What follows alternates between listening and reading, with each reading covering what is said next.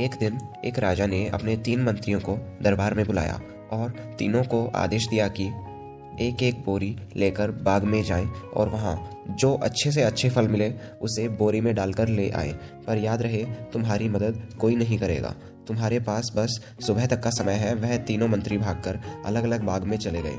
पहले मंत्री ने सोचा कि राजा के लिए अच्छे से अच्छे फल लेकर जाएगा और जो मीठे भी हों और स्वस्थ भी। उसने बहुत मेहनत करके अच्छे और मीठे फल चुने। दूसरे मंत्री ने सोचा कि राजा कौन सा हर फल को चखने वाला है, तो उसने जल्दी जल्दी से कुछ अच्छे फल और कुछ खराब फल उस बोरी में डाल दिए। तीसरे मंत्री ने सोचा कि राजा की नज़र तो सिर्फ भरे हुए थैले पर रहेगी, अंदर क्या है वह चेक करके थोड़ी देखेगा। तो तीसरे वाले ने समय बचाने के लिए जल्दी जल्दी घास और पत्ते उस थैले में भर दिए। दूसरे दिन राजा ने तीनों मंत्रियों को उनकी बोरी समेत दरबार में बुलाया। तीनों मंत्री अपनी बोरी के साथ दरबार में आए, लेकिन राजा ने उनकी बोरी को खोलकर भी नहीं देखा और आदेश दे दिया कि तीनों को इनकी बोरी समेत 1 महीने के लिए जेल में बंद कर दिया जाए और खाने के लिए जो भी कुछ इनके थैले में है उसी से ये अपना काम चला लेंगे। दोनों मंत्री राजा के सामने गिड़गिड़ाने लगे, पर पहला मंत्री चुपचाप खड़ा था। राजा ने उसकी बात नहीं सुनी और उन्हें बोरी समेत जेल में डालने का आदेश दिया।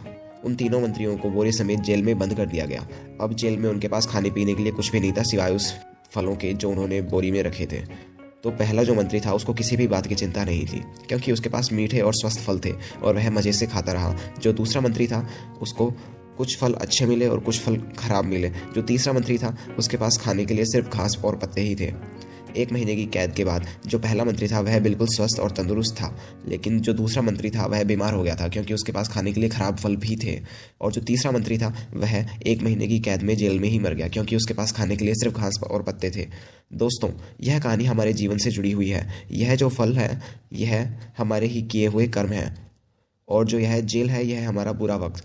हम जिंदगी में जो भी कर्म करते हैं हमारे बुरे वक्त में हमें उन्हीं कर्मों का फल मिलता है। अगर हमने जिंदगी भर बुरे कर्म किए हैं, किसी का भला नहीं किया है, सबको दुख ही पहुंचाया है, तो हमारे बुरे वक्त में भी हमारा कोई साथ नहीं देने वाला।